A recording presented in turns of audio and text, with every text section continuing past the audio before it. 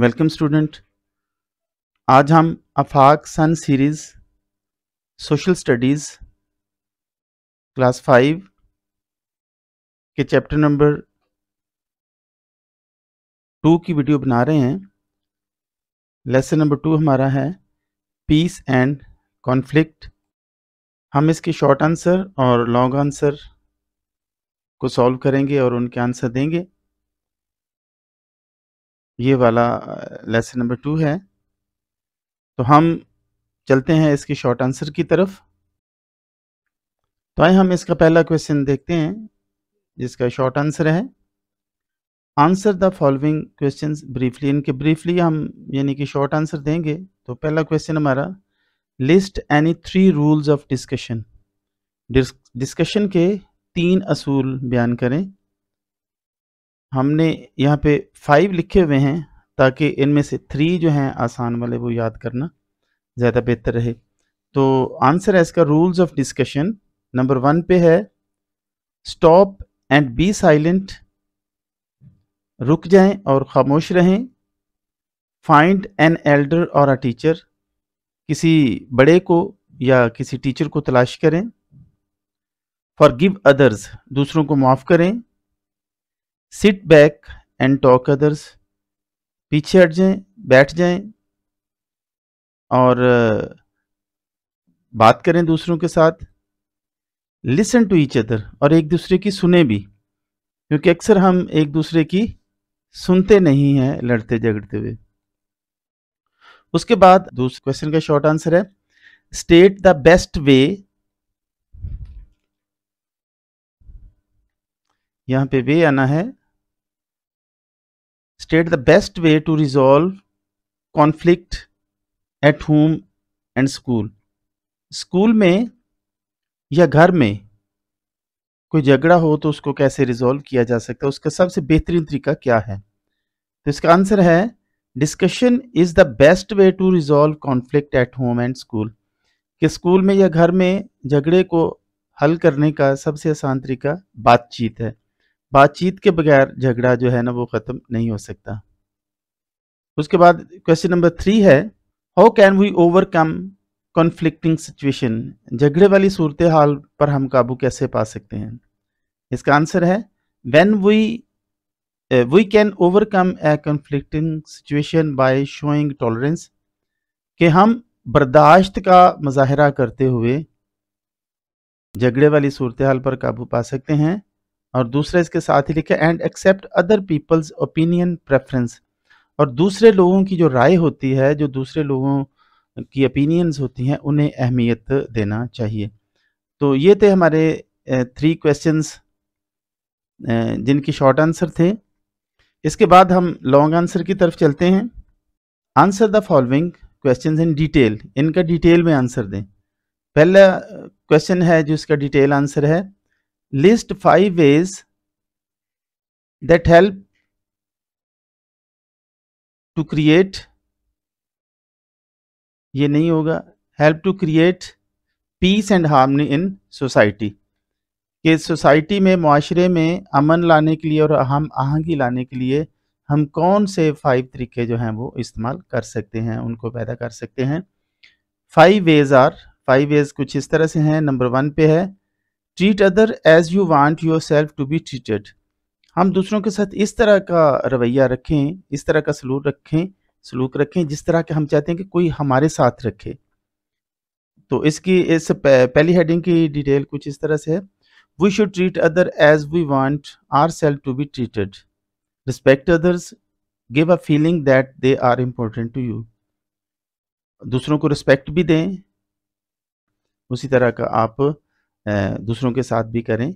और give a feeling that they are important to you, और इस तरह की फीलिंग्स दें, इस तरह के एहसास दें कि वो आपके लिए बड़े अहम हैं। इस तरह से दूसरे लोग खुश हो जाते हैं। Listen to others with attention, बड़े गौर से दूसरों की बात को सुने, तवज्जो के साथ दूसरों की बात सुने। Listen to other with carefully and respect their views, दूसरों की बात को गौर से सुने, तवज्जो से सुने, बड़ी एहतियात के साथ सुने और उनकी बात को रिस्पेक्ट दें। नंबर 3 पे है accept a different difference of opinion, difference भी यहाँ पे लिखा जाता है ERENCE, अगर हम लिखेंगे तो ये डिफरेंस बन जाएगा। Accept a difference of opinion, कि राय में जो थोड़ा सा इख्तलाफ होता है उसको कबूल करना चाहिए। We should accept opinion of different people wholeheartedly, हमें दूसरे लोगों, अपने मुखालफिन की या मुख्तलिफ राय रखने वाले लोगों की राय को खुले दिल के साथ, होल हार्टेडली खुले दिल के साथ कबूल करना चाहिए। नंबर 4 पे है avoid responding to violence with violence, तशद्दुद का जवाब तशद्दुद से देना, इससे गुरेज करना चाहिए, बचना चाहिए। Violence is not a effective way to resolve conflict, झगड़े को ख़त्म करने का, झगड़े को सॉल्व करने का वायलेंस हल नहीं है, तशद्दुद हल नहीं है। We must stay calm, keep away from such situation, हमें पुरसुकून रहना चाहिए और इस तरह के हालात से दूर रहना चाहिए। हमारा नंबर 5 पे है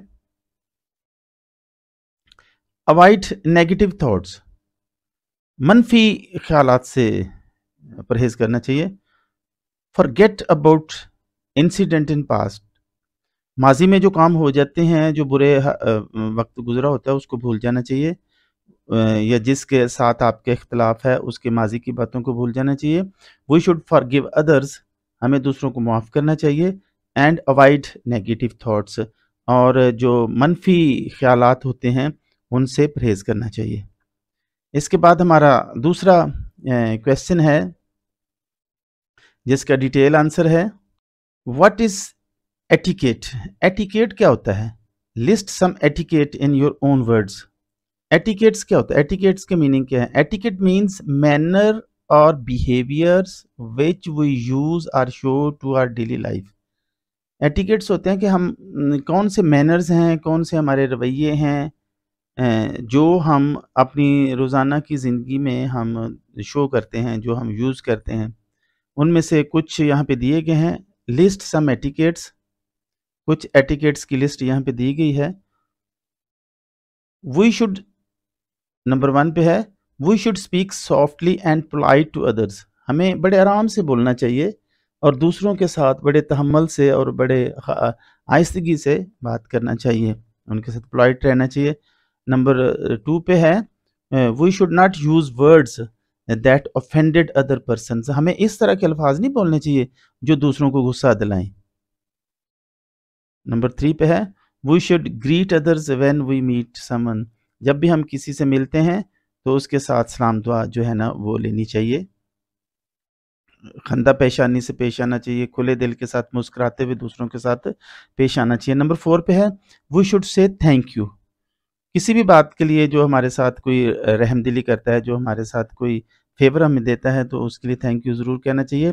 thanks can make someone happy, और थैंक्स कहने से दूसरा शख्स खुश हो जाता है, हम इस तरह से किसी को खुश करते हैं। स्पेशली टीचर्स के बारे में, बाज़ औक़ात टीचर थोड़ा गुस्से में होते हैं तो अगर बच्चे उनको थैंक यू कह दें तो टीचर का गुस्सा एकदम ठंडा हो जाता है, तो इसलिए थैंक्स कहना चाहिए टीचर्स को भी और बच्चों को भी। नंबर 5 पे है we should not interrupt others when they are talking, जब कोई दूसरा शख्स बात कर रहा होता है तो उसकी बात को काटना नहीं चाहिए। स्पेशली ये हमारे मुआशरे में ये खासियत रही है कि बड़ों की बात को तो हम कभी भी नहीं काट सकते जब बड़े बात कर रहे हों। नंबर 6 पे है we should get permission before entering someone house और बेडरूम, जब भी हम किसी के घर में और किसी के बेडरूम में दाखिल होते हैं तो हमें उससे परमिशन लेना चाहिए, दरवाज़ा नॉक करना चाहिए, और स्पेशली जब क्लास में टीचर हो तो परमिशन लेकर जाना चाहिए। अगर एक टीचर क्लास में है तो दूसरा टीचर भी क्लास में परमिशन के बगैर नहीं जाना चाहिए। तो स्टूडेंट, आज ये हमारी आज की वीडियो थी चैप्टर 2 के, हमने एक्सप्लेनेशन देते हुए तमाम क्वेश्चंस को हमने सीखा है। मैं उम्मीद करता हूँ कि आपको समझ आई होगी। अगर समझ आई है तो ज़रूर दूसरों के साथ इसको शेयर करें, चैनल को सब्सक्राइब करें, बेल आइकन को ज़रूर प्रेस करें ताकि आपके पास लेटेस्ट वीडियोस पहुंचती रहें। Thank you.